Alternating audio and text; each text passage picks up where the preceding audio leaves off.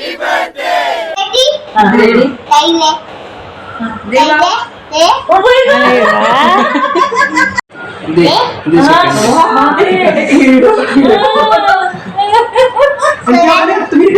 बाळामुळे घराचं गोकुळ होतं असं का म्हणतात हे या छोट्या छोट्या पावलांनी आयुष्यात प्रवेश केल्यावर कळतं.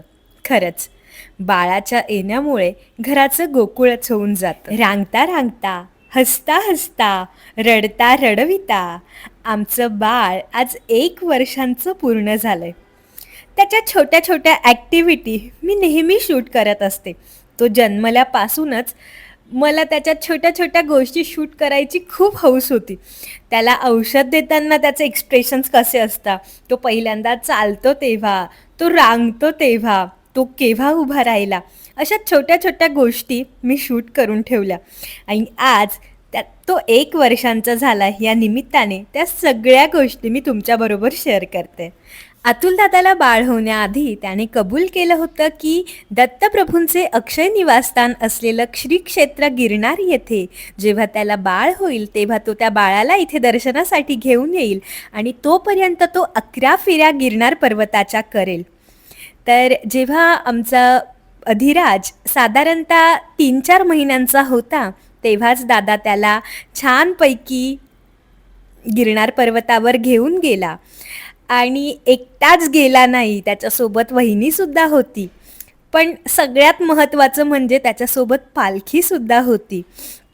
तर गिरनार पर्वतावर वातावरण अतिशय थंड असतं. पर्वत खूप उंच आहे, त्याच्या भरपूर पायऱ्या आहेत, प्रवास भरपूर होता. पण अगदी 3-4 महिन्यांचं बाळ किरकिर न करता, रडता रडत नाही, कोणाच्याही हातात सहज जातं आणि छानपैकी त्याचं सकाळी सकाळी आरतीच्या वेळेला तिथे दर्शन होतं.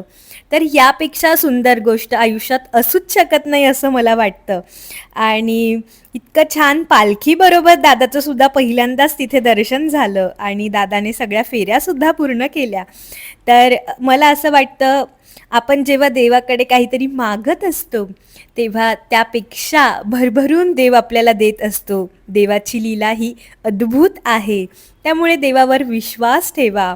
देवाच्या भक्तीत एक वेगळीच शक्ती आहे आणि आमचं बाळ हा दत्तगुरूंनी दिलेला प्रसादच आहे असं मला वाटतं.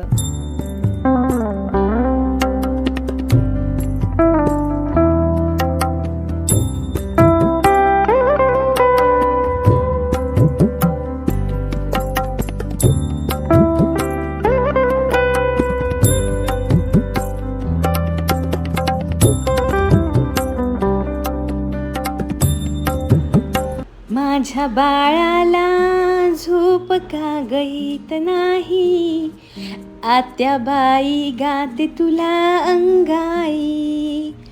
झो बाळा झो झो, झो बाळा झो झो, झो बाळा झो झो, झो बाळा झो झो.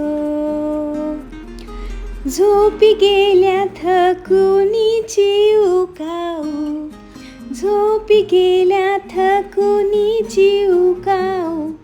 चिमण्या राजा नकोस जागा राहू, चिमण्या राजा नकोस जागा राहू. किती खेळविसे पायी रुणझुन बाळा, किती खेळविसे पायी रुणझुन वाळा. निज निज रे माझ्या बाळा, निज निज रे माझ्या बाळा. झो बाळा झो झो, झो बाळा झो झो, झो बाळा झो झो, झो बाळा झो झो. माझ्या बाळाला झोप का गईत नाही, आत्याबाई गाते तुला अंगाई, आत्याबाई गाते तुला अंगाई. निज निज रे माझ्या बाळा, निज निज रे माझ्या बाळा. झो बाळा झो झो, झो बाळा झो झो. आय नो की माझा आवाज खूप बेस्ट नाही आहे, पण मी माझ्या पिल्लूसाठी एक छोटासा प्रयत्न केला आहे. तर बाळ जन्माला आल्यानंतर आपल्याला हवे ते, आपल्याला आवडेल त्या नावाने आपण त्याला हाका मारत असतो. कुणी मनू, कुणी सोनू, कुणी बच्चू, कुणी पिल्लू, तर कोणी सोनपापडी, असं आपल्याला आवडेल ते, आपल्याला हवं तसं आपण त्याला हाका मारत असतो. पण हिंदू धर्मामध्ये अंकशास्त्रानुसार एखाद्या अक्षरावरनं त्याचं नाव ठेवलं जातं. बाळाला पाळण्यात टाकून त्याचं नाव ठेवलं जातं. तर आम्ही आमच्या बाळाचं छान असं बारसं केलं आणि माझ्या दादा-वहिनीने आमच्या बाळाचं नाव अधिराज असं ठेवलं. तर अधिराजचा अर्थ राजा असा आहे. या नावाच्या व्यक्तींची वैशिष्ट्ये म्हणजे ह्या व्यक्ती जबाबदार, संरक्षणात्मक, मैत्रीपूर्ण, सहानुभूतीशील आणि उदार अशा असतात. तर आमच्या दादाच्या नावामध्ये अतुल अशोक आहिरराव म्हणजे ट्रिपल ए आहे.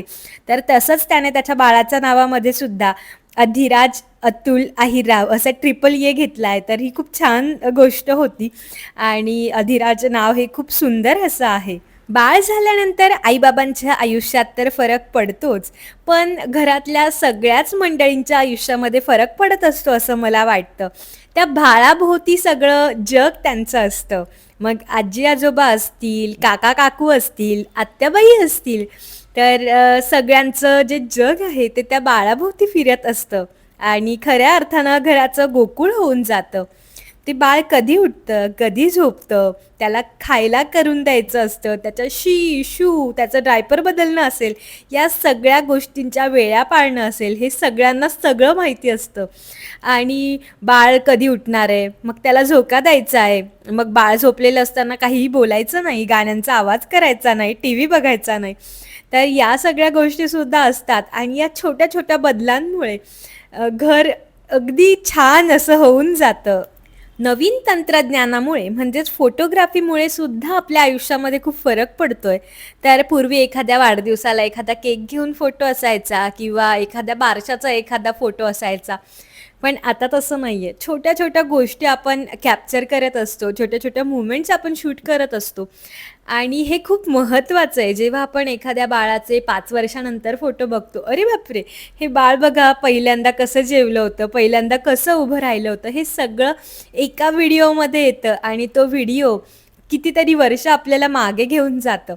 तर फोटो काढणंसुद्धा खूप महत्त्वाचं आहे कारण काळ धरून ठेवायचा असेल, ती मुमेंट धरून ठेवायची असेल, तर फोटो हा सगळ्यात महत्त्वाचा रोल प्ले करत असतो. तर त्याच्या आयुष्याच्या 1 वर्षाच्या प्रवासात मी त्याचे भरपूर व्हिडिओज, भरपूर फोटोज कॅप्चर केलेत. पण काही महत्त्वाचे आणि सुंदर फोटोज मी या व्हिडिओमध्ये शेअर केलेत. आणि त्याच्या महिन्याच्या थीमवर किंवा न्यूबॉर्न फोटोशूटसुद्धा आम्ही केलं होतं. आणि आता तो 1 वर्षाचा झाला आहे, तर 1 वर्षाच्या आठवणींसाठी सुद्धा त्याचं छान असं फोटोशूट केलं आहे, केक स्मॅश केलं आहे. तर असे फोटोज तुम्हाला सुद्धा काढायचे असतील, तर माझ्या मोठ्या भावाचा किड्स स्पेशल असा स्टुडिओ आहे. तर तुम्ही कमेंट करून नक्की सांगा, मी नंबर प्रोव्हाईड करेल आणि तुम्ही तुमच्या बाळाच्या अशा छान आठवणी कॅप्चर करून तुमच्याजवळ आयुष्यभरासाठी ठेवू शकता. किंवा तुम्ही नवीन-नवीन आई होणार असाल, तर तुमच्या वाढलेल्या पोटाचे सुंदर फोटोजसुद्धा माझा दादा काढतो, क्लिक करतो. तर ते सुद्धा फोटोज तुम्ही कॅप्चर करू शकता. मॅटर्निटी आणि किड्स स्पेशल असा त्याचा स्टुडिओ आहे. तर हा व्हिडिओ तुम्हाला कसा वाटला हे मला कमेंट करून नक्की सांगा आणि आमच्या अधिराजला भरपूर शुभेच्छा द्या आणि त्याच्यावर भरपूर प्रेम करा.